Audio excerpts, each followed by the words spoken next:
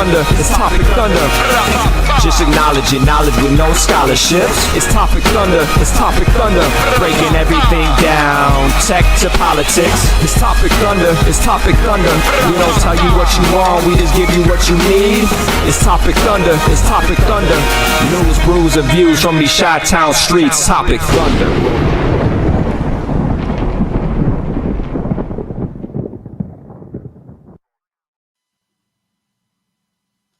It's hilarious because I didn't know we were going to start. Are we live?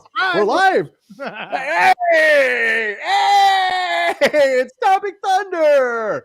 And you're with us and we're with you. And I'm Brooks. That's Ben. You're listening to Topic Thunder and watching, I guess, too. That's the only way to do it here. And you are the Thunderdome, the Thunderheads. Welcome to the show, ladies and gentlemen.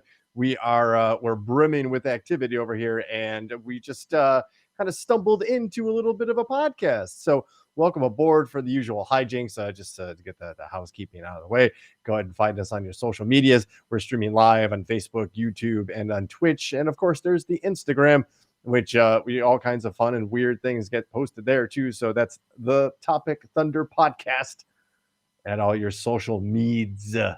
Yeah, by the way, Courtney normally would joining us from Facebook is joining us from Twitch tonight. So for Hayden was on Twitch one time. So we have another.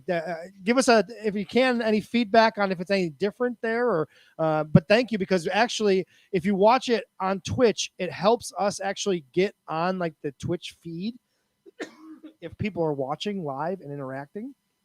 So help us out. Speaking of, like, of course, you want to share some of that that linkage with your friends on your social medias. Just let them know that you enjoy the show and that we don't it might not be what you think when you hear Brooks and Ben are doing a podcast, and to come on in with an open mind and join for the good conversation we like to have here. Indeed.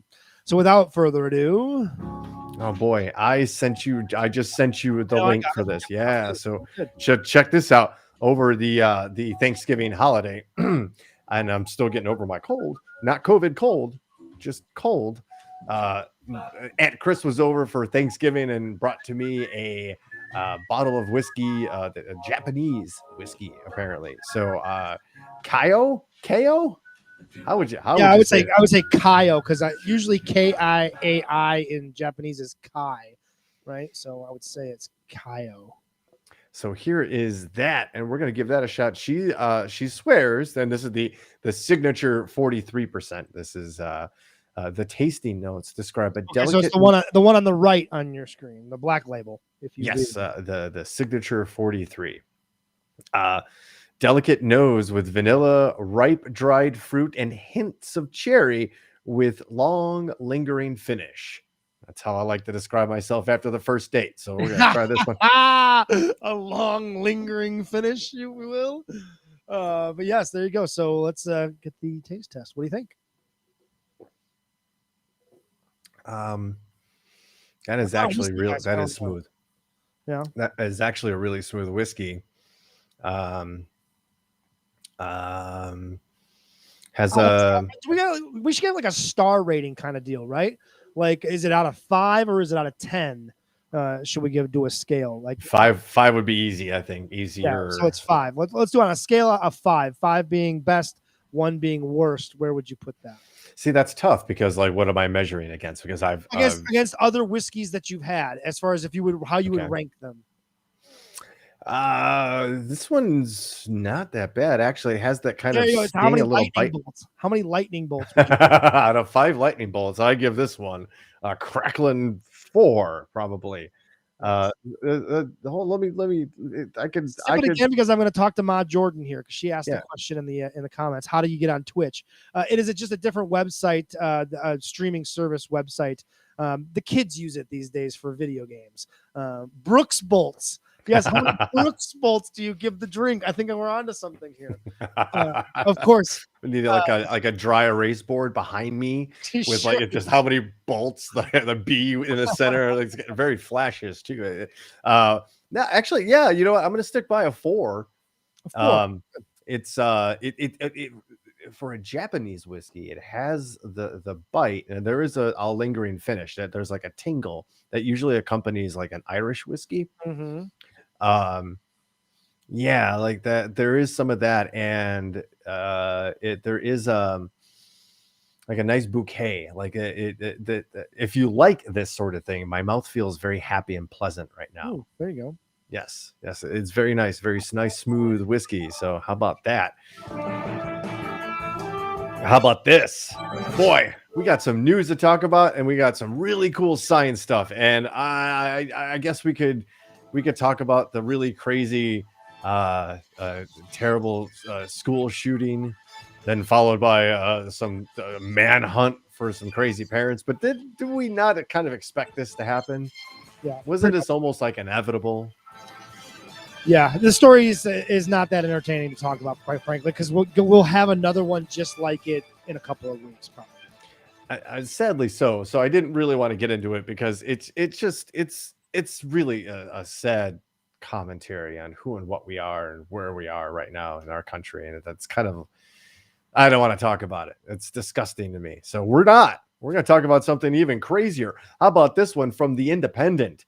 Russia and China are attacking U.S. satellites with lasers and jammers every day, says top general. China will overtake the United States in a space race by the end of the decade, General David Thompson warned. This was 3 days ago. He warned us. U.S. satellites are constantly under attack, and China may be the dominant. Okay, so I already got that. The threats. Oh no! Oh, I have to register for free. Oh yeah. Fudge. I had to take the link off the. You got to look at the links ahead of time, man. There's tricky like that. These news sites make you. The New York Times will also do that to you, and I'm not fucking paying for the New York Times. Oh, see, I have a subscription. Okay, so that all right. So I apologize, ladies and gentlemen. But nevertheless, it's just another story of China and Russia fucking with our shit in a way that doesn't involve putting boots on the ground. Well, because it's funny you say that, because I was going to roll that story into the next story from the Daily Mail, which I did scroll through and read all of. This one is what we've been talking about, how there's something peculiar happening on the eastern border of Ukraine. And by peculiar, I mean terrifying, where satellite images reveal new camps of Russian soldiers near Ukraine's border as the U.S. warns Moscow will be ready. Let me repeat that. Moscow will be ready to invade with 175,000 troops in weeks. And a Kremlin calls relations with America lamentable ahead of a very important summit between Vladimir Putin and Joe Biden. I believe Tuesday is the phone call. So satellite images have shown not only just troops, but like armor, tanks, artillery, like supply lines. They have satellite photos, and I believe this is the story. So if you scroll through the story, it'll show you, because I'm a big fan of maps. I don't know who's maps are good to illustrate things, to give you a perspective, right? Because we could talk about something, and unless you're going and Googling what it looks like in Ukraine, we have a very honest and almost scary picture of what's going on right now, and how these 175,000 troops and various equipment. So I'm bringing there was some ads I was trying to get rid of. Okay, this should give a pretty clear picture here. Is this what you're talking about? This is exactly what I'm talking about. So if you look to the north, where the Putin's good friend in Belarus, of course he's going to allow all kinds of troop movements. It doesn't matter, right? That's just as good as a new part of the Soviet Union, right? Mm-hmm. So this is what Ukraine is looking at. This is what we're talking about. This is not just hey, we're doing some military exercises out here, guys. This is a threatening posture with the moment's notice phone call, full on invasion. Yeah. And it breaks down the numbers here. One of these little, soldier guys is 700 to 900 men. So we're talking about thousands of troops, gathering around the border here. And then they're not doing that for no reason, right? With all of the other equipment, the helicopters, the submarines, 330 aircraft. What do they need that for? 240 helicopters, 75 ships and boats for what? What are they? You know what I mean? And like 6 submarines. Up to 94,000 troops, it says here. And with again escalating and scaling up to more. So it's important to note the two areas that we'll call Russian occupied: the lower south east, right there, Donsk and Rostov. So Underneath those are this military buildup thing, right? right. So that kind of right next to that like sign, right next to the top left of the battalion sign. Those Yeah. two areas kind of like reddish. That's actually Ukraine. What the Russians have did was that kind of shadow hybrid invasion where they got enough troops in there, but the troops wearing black fatigues, no markings, wearing full like, armaments and backpacks and everything. And they kind of said that there's a large Russian presence in that area of Ukraine. So the Russians are protecting them. Huh.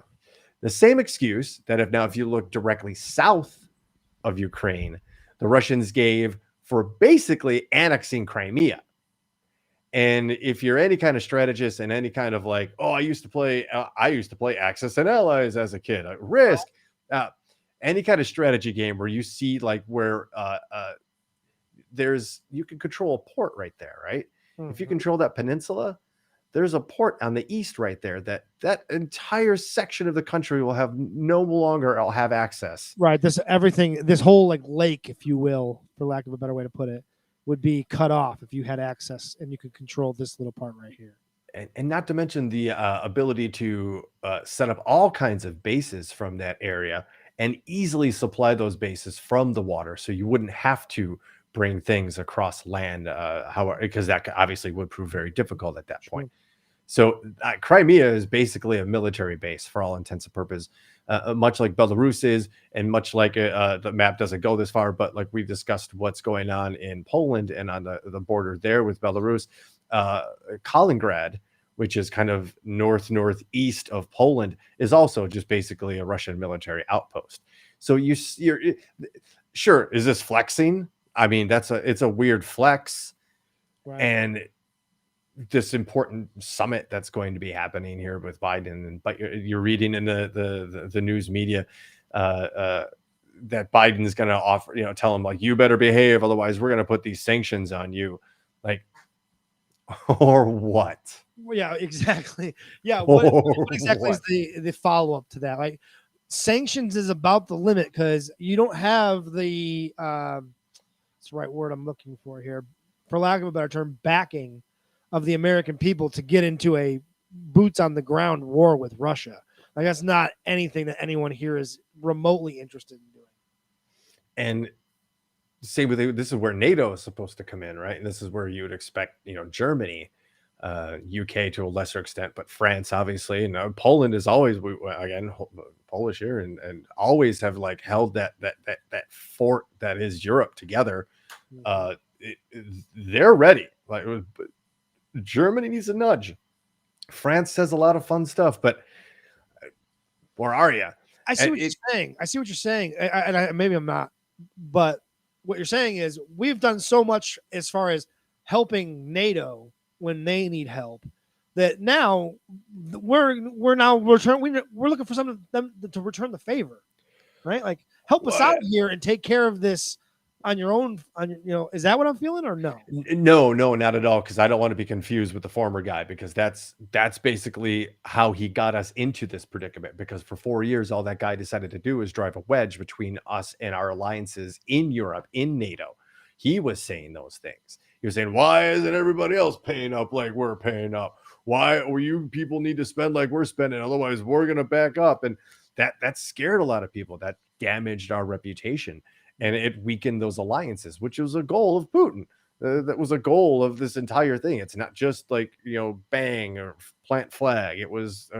I see what you're saying now. It kind of, I wasn't really understanding that until now.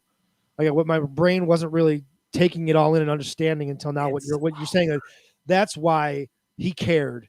That's why Putin cared, because he just wanted Trump to go in and fuck with NATO. On any level, on every level, and disturb America. He knew who he was putting in there. He knew he was going to do all the dog whistles and all the race baiting, and he knew he was going to divide. Putin was the one that was like, why aren't these other countries helping you well, when you do so much to help them, what like the subliminal suggestions in their talks, right? Because they were talking quite often from what Trump was bragging about how much he was talking with Putin, right? Right, and just take a look at how that entire gang there works, right? It's about it's about power, it's about control, it's about messaging and saying the right things. But like it's also like this again, we talked about the long game, right? And how good the Russians are at this. This was no like chance of opportunity. Dare I say this was engineered to be this way. Yeah. They got a guy 40 years ago. And they got him good. They got into him. They got their hooks in good. But the guy, because he was perfectly chosen, was all for it.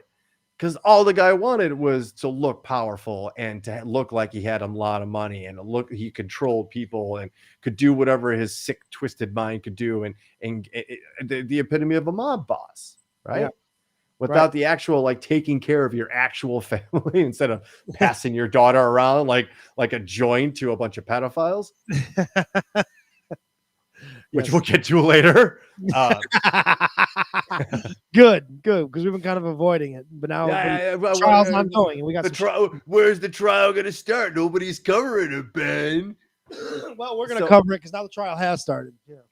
So the reason I never meant to be like hyperbolic about like the threat presented by Russia, because I think maybe we played that part up a lot and didn't really cover China. The other it's because Russia has been actively like what they call active measures, like actively poking the bear, where China's been kind of sitting back and going, I'm going to collect my strength. We're gonna do things diplomatically, if not like we're gonna try to set up these alliances, and they're big in Africa, and China's making big headroads into South America too. So China's happy to do that, while Russia's happy to poke the bear and try to reconstruct the old Soviet Union in some quest for glory that was never really there in the first place. Right. So I just pointing out that this is not just I don't think a warning or some like threat. I think this is very ominous. I really do, because anybody who knows their history knows that these big world wars don't necessarily start with just tanks rolling across the border. They start with something less, maybe a little less evil or a little more innocuous. But all it takes is one person to be shot across the border wearing a certain uniform, and that's it. That's all we're talking about here. Because just if history teaches us anything, like this is just not good. And I don't know what's going to come of this phone call, because I don't know that like cutting Russia out of the world financial system is a threat to Vladimir Putin. Right. I just don't know what Joe Biden what leverage he has to make any demands. Right. I don't see it either. So. He would sanction the inner circle, whatever that means, try to freeze up money, limit travel. But what they would ultimately do, in a way the government, and especially Putin, would probably spin this, is that this would be the United States attacking the government of the United States, attacking the Russian people. Because that's who it really would hurt if we clamp down and cut Russia out of the world financial system. Well, Putin, they've been hoarding crypto for years. Right, exactly. They're fully prepared to be cut out. Yes. Yeah, they're ready to. Oh, how are they going to pay for the war? Do you know who owns all that Bitcoin? Yeah, Russian oligarchs. Yeah. Yeah, like it is. So this is a huge story. This is a bigger story. This is history, right? This is what 40, 50 years, hopefully from now, people are reading our side of the story and going, wow, this was crazy. Look at this buildup. How did they not see it? Well, because it's this slow crawl over 5, 6, 7, 10 years, but like it goes off like a flashbang sometimes too, right? Yeah, the end. Once all the pieces are in place, it takes a long time to get the board set up, right? But once you get the board set up, it doesn't take a whole lot of time to put you to your opponent in checkmate. Yep. So, and speaking of being in kind of check, at least, let's talk about Miss Giselle Maxwell, and the trial that is and that should have been basically Jeffrey Epstein, because let's face it, like that's who they're really trying to the heat for him, right? Yeah, that's who they're really trying to get here, posthumously and through vicariously, I guess, through Giselle Maxwell or Ghislaine. Sorry, Ghislaine. Yeah, it's Ghislaine, right? Ghislaine, right? So let's. Is it, some oh, of the it's details. G-Lane. G-Lane is what. Is it G-Lane? G-Lane. G-Lane. See, this whole thing is goofy. This whole thing is goofy from the start. You can't trust people like that. Well, look at Jeffrey Epstein. He's goofy. Oh, he's like a muffin. He's like a rich muffin. The face is weird. It's like long, right? It's like somebody like stretched that face out, like stretched the forehead up, and like if you did like a create a character, you're like, oh, look at this chin I'm gonna make. He looks like the guy that would like you would make to be like the evil Ghislaine guy. Yeah, it's just so some of the details of the testimony have come out now, and I don't know if anybody's really following this because it's truly horrible. But what the prosecutors are trying to allege is that Ghislaine Maxwell, Miss Maxwell, is basically not only the business partner and the staunch number 2 in whatever business dealings Mr. Epstein had, but that they were also partners in sexual partners, and that there's no way, absolutely no way, she can claim that she didn't know what was going on and about his abuse of minors. Yeah. That's the gist of the prosecution at this juncture, right? So yes. I believe they've called... Gigi puts it perfectly. She was grooming all these girls. She was the one that was basically going out and finding these girls, and she would be the one that would approach them. And all right, if you're gonna do this, here are the rules. Here are the ground rules, if you will. So she was, and based on some of the testimony we've already heard, and I don't know if you're going to get into this, but I would assume you are. But there's one woman testified that she not only, helped introduce her, but also participated in like a threesome with them, which was like 14 years old. Multiple reports that not only were there 3-way sexual assaults, but that Ghislaine would also just individually assault women too. So we're nowhere near the end of this, and I'm not really sure where this honestly goes, because we've already seen some of the names being described and everything. Yes. But like a lot of Prince Andrew, a lot of Bill Clinton, some Donald Trump dropped in there, Kevin Spacey, weirdly like astronauts and shit too. John Glenn, when you sent me that text, John fucking Glenn. Come on, maybe he saw some shit on the moon. He's like, "This is the way," but like, I don't know. Like, I don't know, dude. That doesn't seem right to me. Yeah, I don't know. I didn't mean to hijack.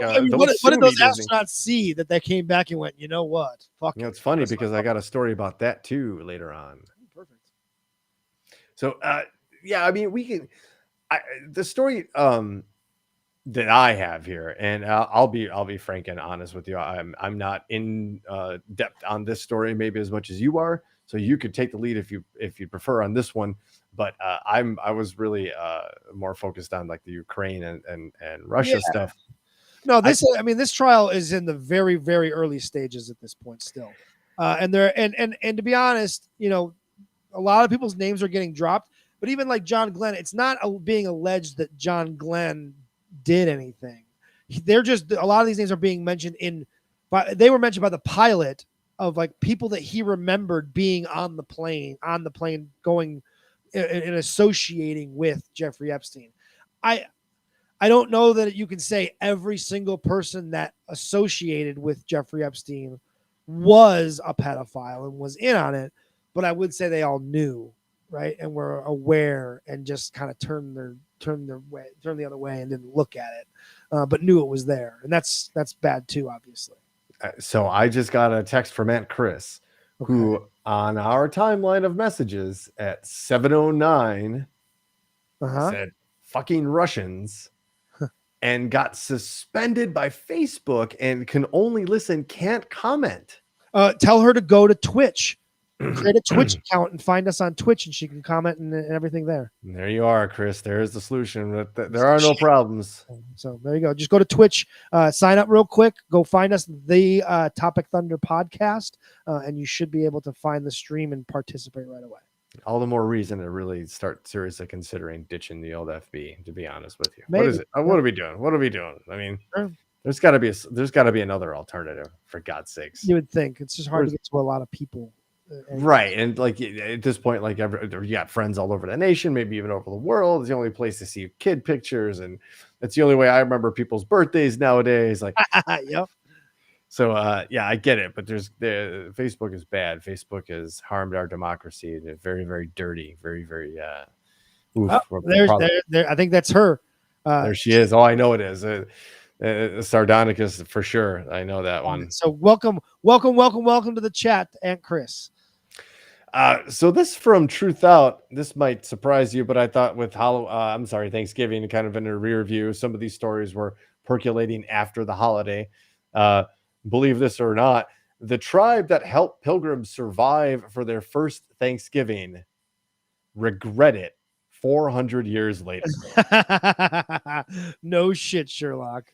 Plymouth, Massachusetts, overlooking the chilly waters of Plymouth Bay, about 36 tourists swarmed a park ranger as he recounted the history of Plymouth Rock, the famous symbol of the arrival of pilgrims here 4 centuries ago. Nearby, others waited to tour a replica of the Mayflower, the ship that carried pilgrims across the ocean. And on a hilltop stood a quiet tribute to the American Indians who helped the starving pilgrims survive. Few people bother to visit the statue of Owasamakwikin, Usamikin, the chief or sachem of the Wampagog Nation, who once numbered somewhere between 30,000 and 100,000, and whose land once stretched from southeastern Massachusetts to parts of Rhode Island, long marginalized and misrepresented in the American story. The tribe braced for what's coming this month as the country marks the 400th anniversary of the first Thanksgiving between the Pilgrims and the Indians. But the actual history of what happened in 1621 bears little resemblance to what most Americans are taught in grade school historians. Surprise. There was likely no turkey served. There were no feathered headdresses worn. And initially, there was no effort by the Pilgrims to invite the Indians to the feast that they made possible. Just as Native American activists demand removal of Christopher Columbus statues and push for the transformation of Columbus holiday into an acknowledgement of his brutality towards indigenous people, they have long objected to the popular portrayal of Thanksgiving. For the tribe and many other American Indians, the 4th Thursday in November is considered a day of mourning, not a day of celebration. Because while the tribe did help the Pilgrims survive, their support was followed by years of a slow unfolding genocide of their people and the taking of their land. And this is one of those stories that infuriatingly is taken by conservatives that are wanting to inflame other conservatives. They take this, like, this is an honest portrayal of history, but conservatives would much rather us just not acknowledge that and just keep with the story that we've been teaching in school for all these many decades. And we're not in that place anymore as a society. I love Thanksgiving. It's my favorite holiday of the entire year, right? I look forward to it the most. But honestly, we should probably give it up. It's a terrible thing to have remembered, and for it to have taken this many decades for us to realize, guys, we're like honoring something that was awful. Like the first people that landed on this continent, the first Europeans, I should say, that landed on this continent are not people to be like lauded and applauded. Excuse me. They're brutal people. They were horrible people that subscribed to this idea of manifest destiny, that it was their God-given right to take whatever land they felt was theirs and make it their own and claim ownership of that. And their government would defend that ownership of the land. It's a preposterous idea, and was only be able to be done because they had guns and the opponents did not. Pretty much. And the pushback on this, it comes from some weird, like, white guilt, right? Yes. So deep down, any truly good person kind of knows, right? But they don't want to feel blamed for it, right? Yeah, because I had nothing to do with it. I wasn't there. I didn't make this. If it was me, I would do it that way. So they don't want the blame, which to a certain extent, the way I'm going to slice it, you might let me finish. You'll see they might not want the blame, which is fine, but we bear the responsibility because it was our government that did it. It was done in our name. And we have the resources to kind of do the best to make it right. And that doesn't mean like giving them land and casinos. Right. Like, it means giving them respect and teaching an honest history. And maybe rethinking things like the Redskins team names, you know, and things like that, the Indians. And it's slowly happening, right? And it's rethinking Columbus Day, right? It starts there. And then the next thing is we're going to start honing in on Thanksgiving, and we're going to have to make some changes about Thanksgiving. Like, yes, I understand. I love the holiday. I love the food. I love the football. I love all of it. But I'd be willing to give it up knowing that we're celebrating something that's truly awful. It's not something to be celebrated.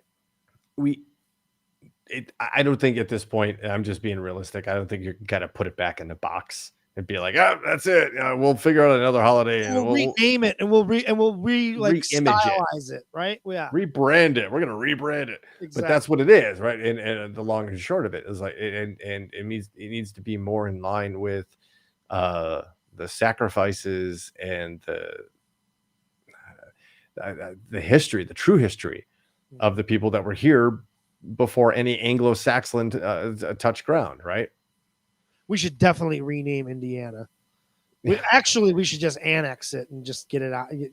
Go do away with it. Actually, actually, CJ, let Courtney, let's go. I want to hear some ideas. Like we're gonna start rattling them off. I'd love to hear. We're gonna do a draft. best new Indiana name draft right now. Top 5. Throw your picks in. While you're doing that, let's talk about some of the cool things that our tax dollars are paying for. Let's talk about how we just found out how cancer cells replicate so quickly. Shall we? On the heels of Pfizer actually going to apply for human trials on we've talked about it with a cancer vaccine, an mRNA cancer vaccine. Here we find in a study how cancer cells basically hijack the power system of a healthy cell, take it into itself, and do something extraordinary with it. Okay. So right there, if you scroll down and just show that picture, that is obviously a micron telescope showing you healthy, those are cancer cells. What that long stringy thing is going across the, oh no, incognito mode, hello. So that long stringy thing is a nanotube. Okay. And what they found is that the cancer cell kind of comes up to a healthy cell, deploys a nanotube to connect to the other cell, and basically sucks out the mitochondria of the healthy cell, which is the power generating portion of the cell. Holy shit. After this happens, and this is a quote, significantly, cancer cells consume oxygen around double the rate and reproduce more often when they are placed in contact with T cells for 16 hours compared to a control group of cancer cells that were grown in the presence of T cells but were physically separated. So not only are they healthy cells, they're immune cells, they're T cells, which are specialized cells that actually can fight and kill cancer. Interesting. The cancer gets to them, basically takes the power system out of the cell, and then goes on hyperdrive for 16 hours, replicating its own self. And that's how cancer spreads so quickly. is it's not only is it destroying healthy tissue and healthy cells and your own immune system, but then it's going ahead and using it as like a power up for 16 hours to like pump out more cancer cells that are just going to do the same thing. But this is, honestly, in a weird way, like a weird way to look at this. This is what all those cancer research funds and all the money that's poured into research into cancer. This is the shit that you find out. It may take many, many years for scientists to figure it out, but that's what happens when you pay for research into things. We are now closer to figuring out how it powers itself. Now, the question is, how do you stop it from doing that fucking nanotube? As Billy Wack points out, we need to kill those fucking nanotubes. So that's what fucking science is going to focus on now. If that's how it's spreading faster and that's how it powers itself, there's got to be some way that we can get in and cut that nanotube off before it can get to the fucking next cell, right? So that's exactly what they're looking for. They're looking for the findings should be verified using more specific tools to block nanotube formation and mitochondrial transfer, because they have this drug apparently that's it's called the PD-1 blockade. Which is basically, yes, it's stopping the nanotube production. So yes, Billy Wack, right on. It basically, yes, Ryan Hansen, it hacks the cell. It is a virus, right? That hacks your system, gets in there. This is the size of things we're talking about. Is like nanotubes, like I think they say the nanotubes are between 50 and 2,000 nanometers wide. Just for a reference, let's find out what a nanometer it really is. And let's see how. Okay, so the crazy nanotube from the cancer cell is between 50 and 2,000 nanometers wide. A human hair is between 80 and 100,000 nanometers wide. So that's the scale of things we're talking about here. That's how small, 5 nanometers. Your hair is at least 80,000 nanometers. Wow. 5 nanometers. Okay, yeah. Perspective is hard to wrap your mind around immediately, but yes. Holy fuck. It's like this, they're like these little tentacles that come out, just like search for like healthy immune cells and attack and overtake them. They just rip the heart out of the thing, like Mola Ram in the Temple of Doom, and use it again, power up for 16 hours. Like, this is crazy that we found this out. It is crazy that we found this out, and it does feel like we are much closer to having a legitimate cure for cancer. Right? You hear everybody joking, like it's used almost as like a punchline. Well, if you could cure cancer, people would still hate you. Kind of, that kind of shit gets thrown around. That kind of saying gets thrown around. But there's a legitimate opportunity here that in our lifetimes, we may see the ability to cure cancer before it becomes dangerous in people. A vaccine, dare I say. And then we're really going to be put people up against it then. All the anti-vaxxers and the people are saying, well, why haven't they discovered they haven't fucking cured cancer yet? All right, here it is. It's one shot. Yeah. One shot. Here it is. This is it. This is what you wanted. I ain't taking that. I don't trust. I don't know what's in that. They put dead baby parts in there, and there's just the mark of the devil. It's nanotubes. How about nanobots? Have you read about that? They're 5G transmitters in there, man. They're gonna birds aren't real. Birds aren't real. I read that too. That's great. Birds aren't real. Like it won't end with those people, even if you tell them like this is gonna stop cancer. This is it. This is it. Here it is. Ryan Hansen puts out, they won't cure it, they'll treat it. Right, that's just it. And we'll be able to treat it where it won't be killing as many people as it is currently. I mean, eventually, yeah, it does. It feeding on the mitochondria is a big deal. Like, that is like, if you look at them like they're like, if this is like a space movie, right? And you're the happy-go-lucky kind of truckers and across space, and all you want to do is bring your cargo from one spot to another, right? But you got to pass through this dangerous area where there's this swarm of alien drones that they're going to connect to your ship and start sucking all the power lines. And if you get caught, Yeah, they're to suck all. You're dead. You're gonna die in space, cold and dead, and that's what we're talking about. The cancer cells, right? They're just swarm that's gonna come and suck the power out of everything healthy. And obviously, we've all been touched by this in one way or another, so we all know the results. Yes. So, by the way, birds aren't real is a real thing. It's a real movement. There are really people that believe birds aren't real. They believe that they're like cameras that are recording everything that we do. And I swear to you, I'm going to track one down and we're going to interview one. We're going to interview a believer in the birds aren't real movement. he's not joking. It's like this is the show joke. April Fool's Nope, way I'm off. gonna find one and we're going to talk to him because this is something that we have talked about privately, and this is kind of a perfect time to drop it in there. We've wanted to add this idea of doing some interviews into the show, and it will actually probably be pre-recorded interviews that we'll do with different subject people that have written books that we think are cool, stuff like that. And I really want to interview. I'm going to try my best to track down a birds aren't real person to come on and convince us. Tell us why birds aren't real. Convince me. I'm willing. I'm open-minded about it. And I'm here for I've it too. never seen a bird really, really up close. I don't think. I don't know. Oh, you've never had like a bird like sit on your arm or anything like the petting zoo or something like that? No.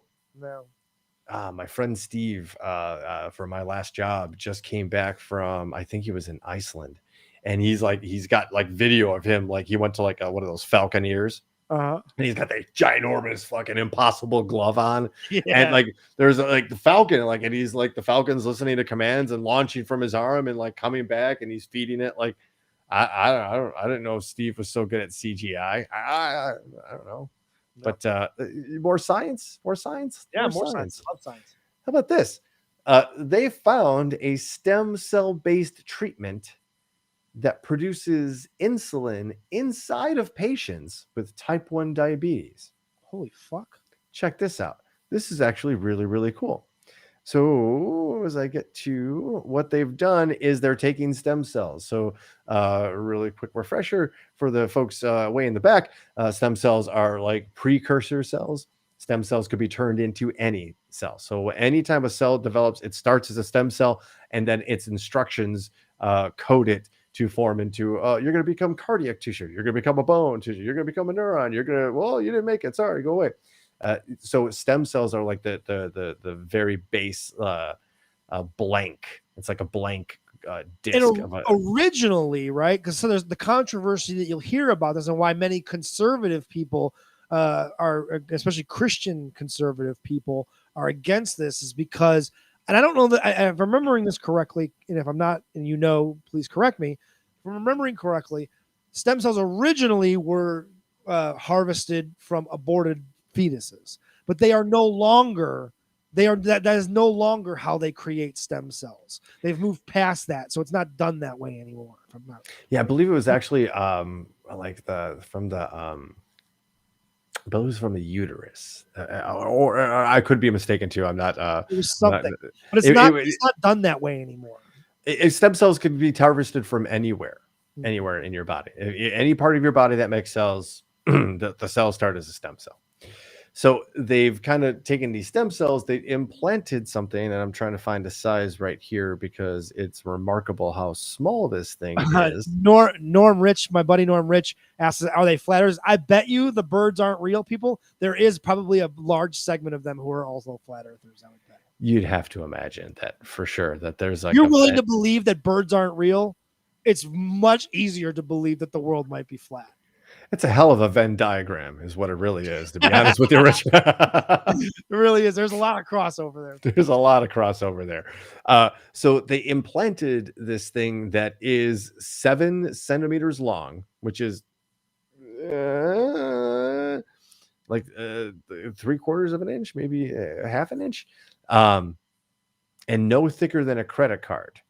It contained millions of lab-grown cells that originally came from a single stem cell line that were coached into maturing into beta cells. Beta cells are responsible for making insulin, a hormone that controls a person's blood sugar. 6 months after the implementation, the researchers observed that the cells had not only survived, but successfully matured into insulin-producing beta cells, helping the patient's body sense the blood sugar levels and release the insulin when needed. the patients in the study, because they were doing a very small amount of these, the patients in the study spent 13% more time in their target blood sugar range. And some were able to reduce the amount of insulin they injected. So now they're encouraged by that. They're going to go much bigger. And they're hoping that this proves out that they could get people off of insulin, period, That with was huge. a infinitely renewable source of stem cells that could turn into beta cells that help people produce and regulate their own insulin. You have to imagine that in the boardroom at the pharmaceutical company that creates insulin, they're looking around and they saw that story and they went, fuck, we got to stop this. We got a lot of money, guys. How do we fucking stop this? Because that ruins everything. Because you hear a lot of talk about the costs of insulin, right? Why is because it's something that a lot of Americans are on. A lot of Americans rely on insulin injections to maintain their health. And the prices of it is outrageous especially, and it's almost egregious and a spit in the face when you compare it to what it costs in other countries. It's like, what's the fucking difference between costs in Germany and costs in America for the same fucking drug from the same fucking company? But that's where we are. That's what happens when you privatize and monetize healthcare. This is the kind of shit that happens. So yeah, I imagine they don't like hearing this research at fucking all. That they've got to be nervous about it. Gotta be. So this particular, these two sentences right here should actually do all of that and more. Quote, stem cell based treatments hold incredible promise as there is virtually endless supply of stem cells that could treat type 1 diabetes. A single vial of stem cells, the size of your baby finger, could theoretically be expanded and converted into insulin producing cells to treat everybody on the planet with diabetes. The size of your pinky. One vial of stem cells could treat everybody on the planet. Wow. That's it. And infinite resources. Not from dead babies. That can't be controlled, right? Right. Infinite. Yeah. Infinite. This just the type 1 diabetes is an autoimmune disease, which a person's immune system attacks the pancreas, degrading its ability to produce insulin. The disease affects approximately 300,000 Canadians and nearly 1.6 million Americans. This study was done. Research was done by the Vancouver Coastal Health Research Network along with British Columbia University. Yeah. So thank you. Yeah. Thank you. Yeah, that's tremendous. Like that. This is why we need to be putting more resources into science, not war, not other, international relations, into science that's going to make Americans healthier, better people. We're going to cure cancer. We're going to at least treat cancer. We're going to do away with type 1 diabetes. I mean, come on, we're that far along. We're going to cure type 1 diabetes. That's happening, ladies and gentlemen. I mean, we're this far along. That's incredible. Great. What else are we capable of? Well, let me tell you, because we're not done with this sciencey episode of science. This is a very science-driven episode of. I like it. I've got my favorite one coming up after this one. Much less ranting from me. I wanted to. I think the news. We need to take a break and see. My throat kind of hurts today. I'm coughing, so it's better that I'm not. I'm telling you, it's the cold that's not COVID. It's going everywhere, and it's gonna be called something else. We're gonna find out about in 6 months. We're gonna be like, oh shit, it's gonna turn my hair blue or something like that. I've had a head cold for a minute now. So. This has been going on now like 2 weeks. I thought it was allergies, but maybe it's not. There's some kind of bronchitis, cold. Like we spent so much time like hiding and putting masks and the lockdowns and everything. So now that we got out, the cold's like, all right, fuckers, I've been waiting for you. Like, Corona, what? Yeah, maybe that is. So This is the one that I sent you that has a video, right? So this is from IFL Science. And this story is about a Croatian architect has created a beautiful piece of architecture that merges the modern city with nature and playfulness. His incredible sea organ. Let me repeat that opening really quick here. That's not the end of the sentence. His incredible sea organ graces the coast of Zadar in Croatia. The city was heavily bombed throughout the Second World War by British and American planes, and as the war ended, a rushed reconstruction of the city took place, causing many of the once loved spaces to enjoy the coast's natural beauty to fall into neglect. The architect wanted to design something that could bring to life the desolate concrete and return the creativity that the destruction of the war lost. What he did is created what's called a musical jetty, and he finished it in 2005. It covers a stretch of more than 70 meters. That's 230 feet. The work was made possible by drawing on experts from many different fields, including engineers from craftsmen, even a professor of music who tuned the pipes correctly. So the dude basically turned the washing waves of the ocean into an organ. Like not like a organ of the body or like, hey, here's my organ. No, into like a musical organ, like a pipe organ, like a theater organ. So is that video, if you want to give that a shot. We got it up. Let's check it out.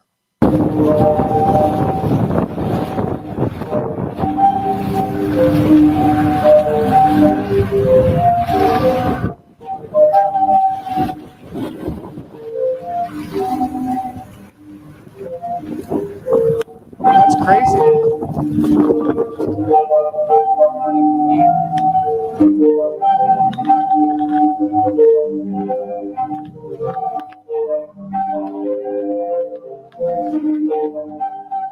It's pretty incredible. I knew, Biz. I knew you'd love it.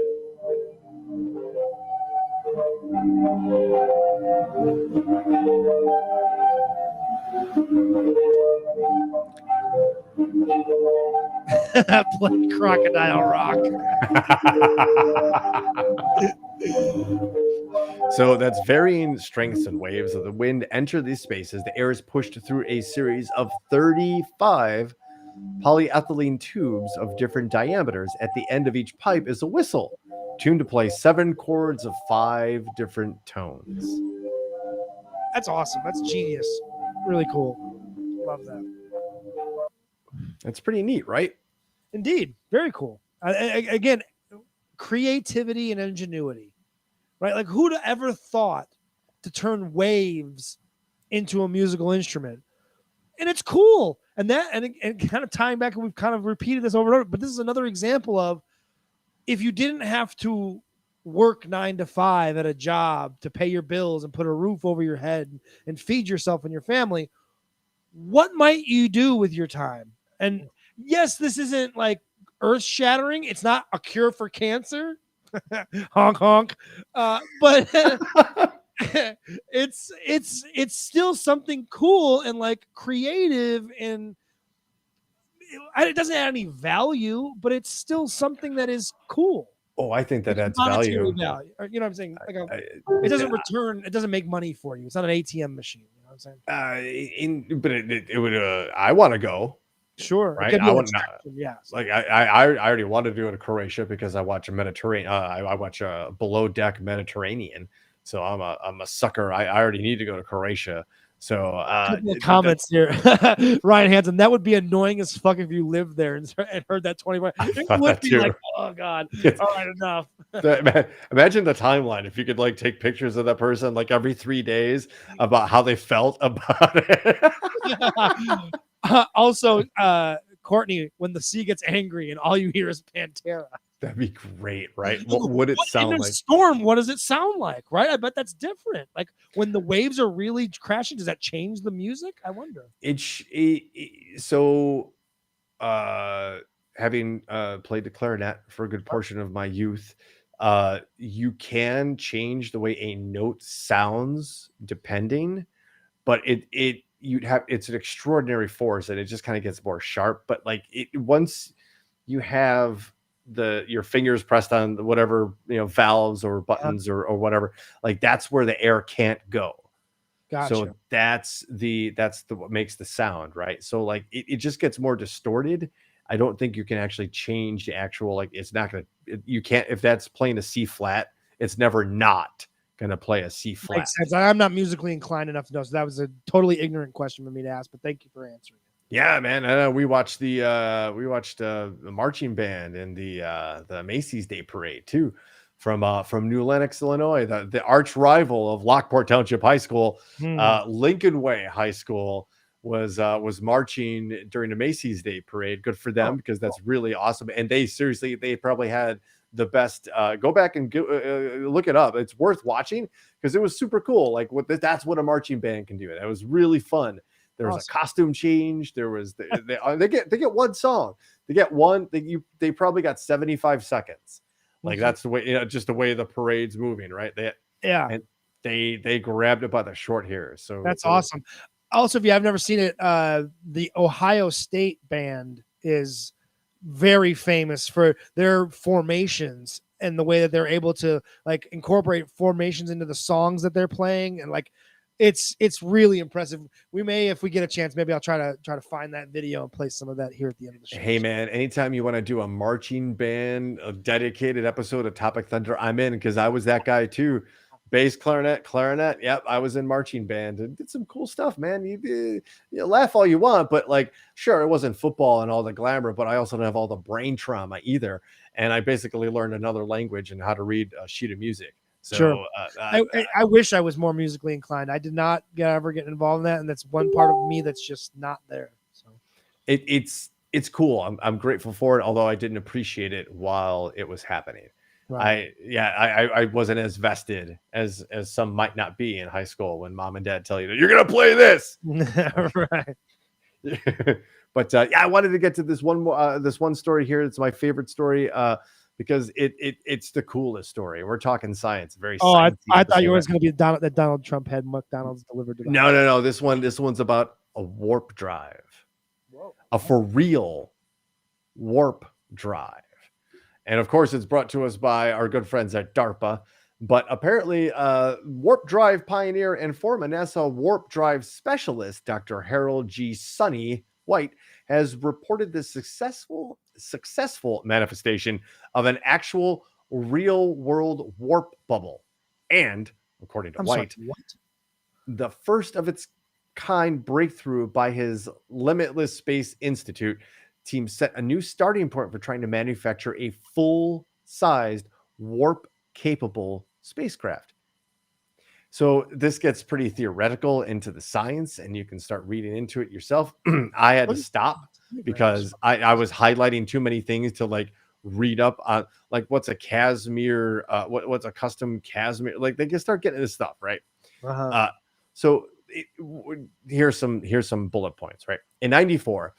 Mexican mathematician Miguel Alcubierre proposed the first mathematically valid solution to the warp drive. More specifically, he outlined a spacecraft propulsion system previously only envisioned in science fiction that can traverse the cosmos above the speed of light without violating currently accepted laws of physics. The only problem with what he proposed is that he envisioned a time of theoretical materials and massive amounts of like free energy, right? But he made the math work. So he basically said, hey, if you can figure out how to fuel it, how to build something that's not going to rip apart like the minute like it hits like top speed, here's how you do it. Right. So this guy Sonny White, changed the formula and made those two variables workable. And now what he's done is on a very, very minute level, but he's created a warp bubble. And if you're a fan of like, because I didn't really get into a lot of this in like Star Wars. I was gonna say, isn't Gene Roddenberry basically responsible for this even becoming a thing? Because would these guys even been investigated or interested in it had Gene Roddenberry not created Star Trek? Exactly, because they got they got into it, right? Star Trek tried to explain the warp drive. There was that they have a history. There's canon behind like who developed it, how they developed it, and why it was important and everything. And Scotty was the engineer, and like there was always a problem with the warp core captain. And they focused on that kind of drama and that essence as opposed to Star Wars with like basically the Skywalker family drama.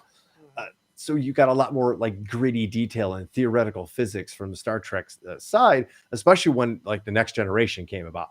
Then it was like here it is, like dong on the table, like, hey, we like science. Here it is, right? They're legit talking like theoretical physics as like, oh yeah, remember when this guy created like this idea and like this became that? Like, well, we're in this moment that like this dude created a warp bubble. So the warp bubble, in my very, very crude and rudimentary understanding of this, mostly backed by Star Trek movies and television shows, is that if you create a bubble in like, let's just call it space, it's going to pull whatever is behind it with it.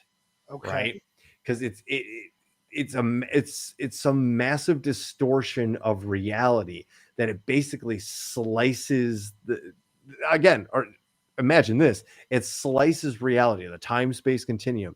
It slices it that it could bend reality and bend the universe. So if we're here and if I'm here and you're here, by activating the warp core, we can slice through and bend around things to meet.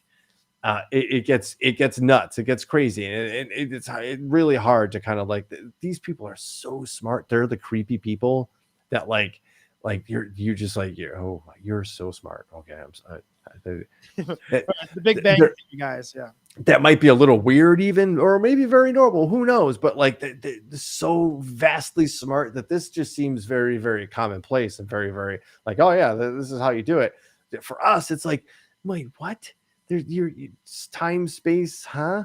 But This guy did it. He did it in the lab, and it was so successful that they're willing to move forward in a bigger trial. And I don't mean like a starship or anything like that, but they're going to keep getting bigger and bigger and bigger. If they can keep creating this bubble with and they used a 3D printer for some of these parts to build this thing, right? That's what we're talking about here. The implications for this are literally space travel. And I don't mean like, hey, we're up in space. Hey, we're coming back down. No, I mean like gone. Wow. That would be incredible. I mean, this is like the most mind-blowing episode of Topic Thunder ever. We're curing cancer. We're curing type 1 diabetes. We're creating time warps. What nanotubes. We're nanotubes. All kinds of we're doing risk and chess up in the front. Like, well, let's talk. All right, so we're talking about space, right? Let's talk about things that have their own gravity because they're so massive. Let's talk about our former president and his BMI and his body weight. So earlier this week, it was revealed that Donald Trump, our former president, number 45, had COVID. Knew he had COVID. Right. Well, that was reported. Yep. Went on to take numerous meetings, including a dinner with 5 Gold Star families, which are people that lost loved ones in the line of service. And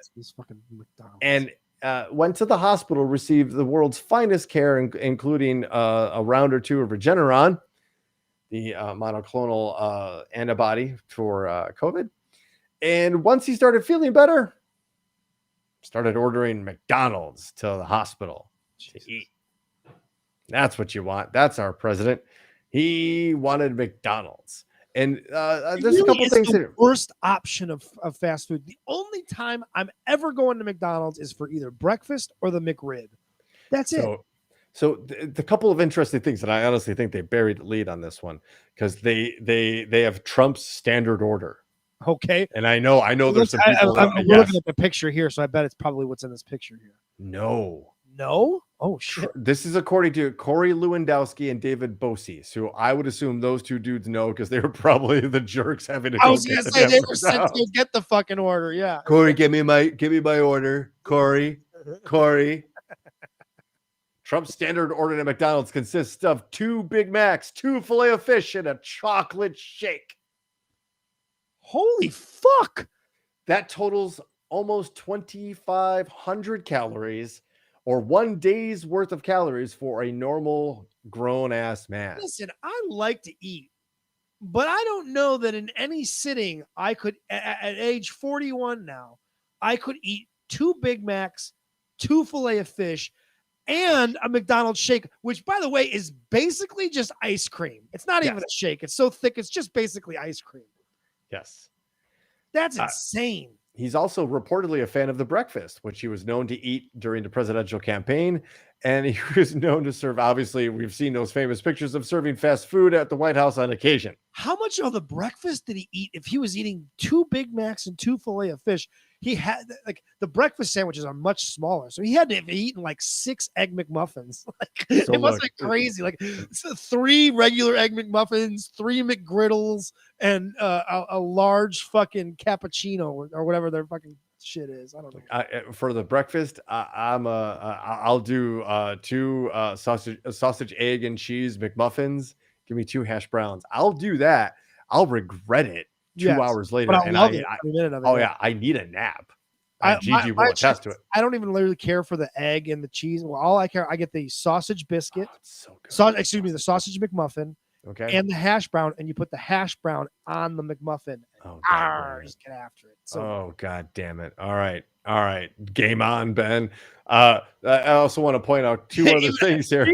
When Billy Wax says he won't eat 2 Filet-O-Fishes, that man will eat almost anything. I've seen it. That man loves a Filet-O-Fish too, but there's a red line, right? There's a line in the sand right there. Right? One of those bitches. Like, Seriously. And let me wash this Filet-O-Fish down with a Big Mac or 2. Come on. Two other things in this story that I thought were noteworthy. The former president reportedly loves fast food in part because of a long-time fear of being poisoned. Michael Wolff wrote in his book Fire and Fury. No. Right. So like he has people walk in and get him whatever he wants. And it's not like, oh, Donald Trump's here. Like he's ordering the steak, like, super well done. Like, yeah. So, and this one gets in, this one tells you the caliber of psyche that we were dealing with as president. He also reportedly believes that McDonald's is cleaner than many other restaurants. You, sir, have not stepped into a McDonald's lately. And I'm not trying to trash McDonald's, which I'm sure the people do a wonderful job, at least attempt to do a wonderful job. But brother, let me tell you something. You ain't been to a clean McDonald's in Decatur at 2:30 in the morning because it doesn't exist. Right. You walk into that bathroom at your own peril. Like, he should know better than that. Yeah, he's got the ability to get any fast food. McDonald's is widely known as the worst fast food option. That says so much about Donald Trump, doesn't it? And we were just talking about this, a convening of CM Venom and Billy Wack and myself the other night, that like McDonald's was the only fast food place, burger joint that didn't offer bacon for a long time on the very menu. long time. Yes, they did not succumb to the bacon. And come on, like really, do you know delicious? Like I had Burger King because it was the bacon double cheeseburger. You gotta give me some bacon on that stuff, right? Have you seen the movie with Michael Keaton about the McDonald's guy? Oh, Founder is what it's called. No, I haven't, but I heard it was. It is fantastic. Michael Keaton is amazing in it. I would definitely recommend it. There's a huge Michael Keaton wave coming. Like we got a lot of Michael. Buckle up, buddy. A lot of superhero Michael Keaton coming at you. Holy shit, he's gonna do the Spider-Man thing, so he's in the MCU, right? They're gonna do like another take on Batman with him, like as an older version of that Batman in '89, which is just mind-blowingly insane. Unbelievable! I can't fucking wait. I can't. Right? Wait. Please get me old Jack Nicholson as old Joker too. But he's supposed to have died, right? Because Batman let him fall to his death, and Batman doesn't kill people, which is one of the huge tenet problems with that fucking movie. Just saying. Yeah, I mean, driving around machine guns and blowing up stuff or innocent lives. Never mind. It was one of his things. He didn't kill people. All right, Tim Burton, I'll wring you by the neck. God damn it, Batman does not kill people. Rant over. So I wanted one bit more science before we move on to the next segment here on the show. And this is from The Guardian, which is actually a pretty nice website. They offer a lot of their stuff for free, and you can throw them a couple bucks if you want to. I have, because I think their stuff is really interesting. A little bit frightening, too, because China has modified their weather to create clear skies for a political celebration. Whoa. Researchers say Beijing used cloud seeding to create artificial rain and lower pollution in July, and latest example of blue skying efforts. Wow. And again, I have to register to keep reading, but this is not new for the Chinese to try to modify their weather to clear up some of the obvious terrible smog and pollution. In fact, at one point, I believe they still have multiple ginormous LED walls in like their squares in like Beijing and other cities, that even though like everybody's wearing a mask because there's so much smog in the air, these LED walls, like you can't see the sun. It's just like this diffuse orb in the sky. Like they get these clear skies on these LED walls everywhere to remind you, like, this is what it looks like underneath this cloud of poison. Gross. So, I was hoping that the story wasn't so I don't know. I kind of. But the idea of changing the weather, like that, is so talking about superhero. It is so superhero villain to have something that changes the weather, right? It sounds very diabolical. And it sounds like if you wanted to, and you had the ability to control the weather, one could theoretically call down a lightning storm and start the next segment of the show, which we affectionately refer to as the lightning round. Welcome, ladies and gentlemen, to the Thunderdome. The Thunderdome, where I read 3 headlines. They enter. One headline leaves and gets read, and we do that story. Welcome, ladies and gentlemen, to the world's most popular Choose Your Own Adventure. It's like a Choose Your Own Adventure book on a podcast. Choose Your Own News Adventure. Here on Topic Thunder, we call it the lightning round. Look at that. Look at look at that. That was 100 messages right there with that last lightning bolt. Thank you, ladies and gentlemen. Let's get right to it, shall we? Headline number 1, sent to us by the lovely and talented Yo Adrian. Excellent. Woman caught breastfeeding cat on Delta Airlines flight. I'm glad she submitted that. That's so good. That's insane. Headline number 2. Maryland homeowners burned down their home while attempting to rid the house of snakes. And headline number 3. Italian man tries to dodge the COVID vaccine jab using a fake arm. I saw this headline today. That's insane. That's so great. I love it. If anything beats story number 1, I'm not showing up next week. Let's just put it down. All right. So, ladies and gentlemen, we're going to read those headlines one more time and get your votes in. So, headline number 1, a woman caught breastfeeding a cat on a Delta Airlines flight. Headline number 2, Maryland homeowners burned down their home while attempting to rid the house of snakes. And headline number 3, Italian man tries to dodge the COVID vaccine jab by using a fake arm. Those are your headlines in the lightning round, ladies and gentlemen. So as you think about that, please also remember to, if you just let your friends know that we do this lightning round where we kind of we do have this kind of fun, and it's kind of a fun, lighthearted end of the show kind of thing. And, while you're making your decisions, that's all. Just saying, spread the word, right? So Mama Jordan going with number 1, Biz voting for number 1. But you'll have to look up the fake arm one. Yeah, I agree.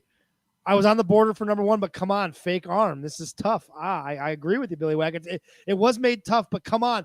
A woman was breastfeeding a cat on an airline, ladies and gentlemen. What are we talking about? How are we not talking about this to find out more about this? And Chris going with we're moving. Oh, look at Ryan Hansen. You're just a talented motherfucker, is what you are. That's all you are. No arms, no harms. That's awesome. Amazing. Ryan Hansen. What has made he's made an addition to the lightning round, because now you and I are looking forward to his like headlines of the headlines, right? Like he has made a segment for us while we've made a segment for them. It's so great. That is fucking brilliant, sir. Kudos to you, man. I gotta figure out a way to get you involved in the show. If you, it is number one in a pretty much a landslide. It is number one. So let's not dilly dally, ladies and gentlemen. This is from everythinglubbock.com. Woman caught breastfeeding cat on Delta Airlines flight, officials said. A woman on a Delta Airlines flight began to breastfeed her cat during a flight and refused to stop when confronted by the crew. According to Newsweek, the incident happened on a flight between Syracuse, New York, and Atlanta, Georgia. The now viral message posted on social media shows a screenshot of the aircraft communications addressing and reporting systems message from the pilot to the ground, which says required red coat meet AC packs. Okay, so it's a seat. Trying to find this picture. So it's some airline jargon.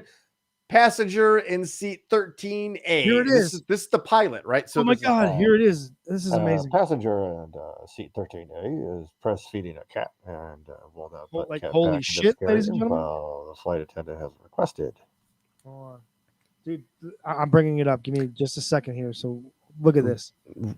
Redcoats are elite airport customer service experts, according to Delta, who requested to meet the woman once the plane landed. The flight attendant, Ansley Elizabeth, who allegedly was on the flight, added on TikTok on November 13th, the woman had one of those, this is the worst, right?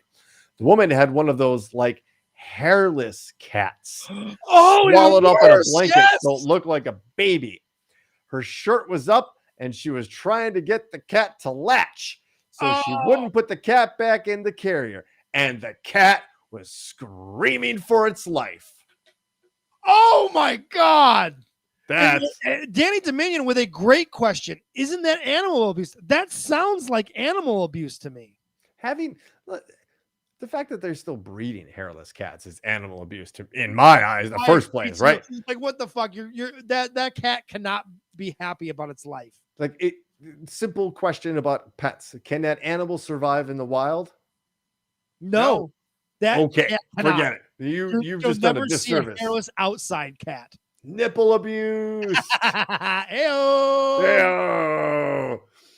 One does not start lactating out of the blue. Right, Danny, that's a good point. Like, what was she lactating?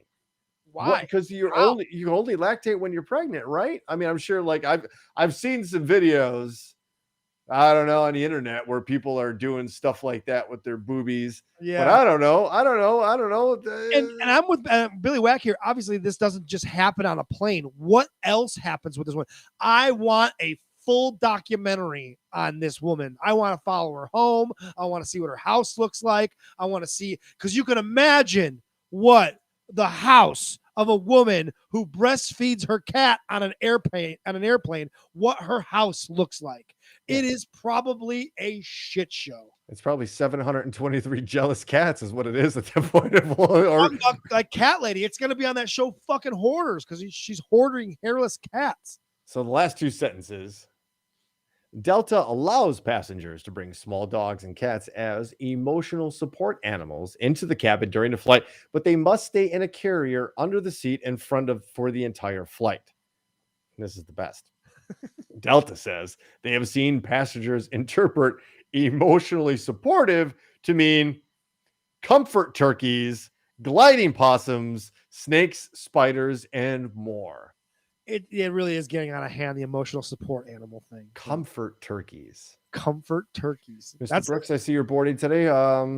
What is that? That's my Ralph. Comfort turkey. What do you mean? That's Ralph. They're so gross to look at, and they make such horrible noises. Like it's just he's just looking around. I got a leash on him, of course, because I'm civilized. But I'm like, it's Ralph. That's my comfort turkey. I'm civilized. Oh, Gigi says you're her comfort turkey. I am, and that's just a nice thing. By the way, guys, shout out to Yo Adrian. Don't fuck with cats part 2, right? If you haven't seen part 1, go out of your way. Have you seen Don't Fuck with Cats, Brooks? No. Oh my God. No. You and Gigi need to immediately, like as soon as we sign off here in about 30 seconds, go to your television, go to Netflix, and go to Don't Fuck with Cats, and like give up the next few hours of your life. It's amazing. All right, that's all right. Entertainment for the evening solved. And well, we certainly hope that was an entertaining evening for you all. Of course. How could you not be? Are you not entertained? Are you not entertained? Of course, we always like to end our show by expressing our heartfelt gratitude for everybody who participated, listened, and shared, and told your friends and your mama about it. Mama Jordan, hi, happy Thanksgiving. And you mean the world to us. We love this thing. We love doing this thing. We love this community that we built here. So, by the way, Biz knows they didn't make a part 2. She's saying they should make a part 2 about that guy, that woman. Oh, Biz knows about it too. See, Biz knows everything. So Biz has got a finger, his pulse on the world here. He's a good guy like that. So yeah. Thanks for listening to Topic Thunder and participating, ladies and gentlemen. We hope you enjoyed the show. We'll be back next Monday for some more Monday Thunder. But of course, follow us on Facebook, on the Twitch, which some of you are on now. And speaking of breastises, oh wow, Nick Cutler doesn't wear a shirt. We were going to talk about that. We're going to talk about that. Nick Cutler, should put a shirt on.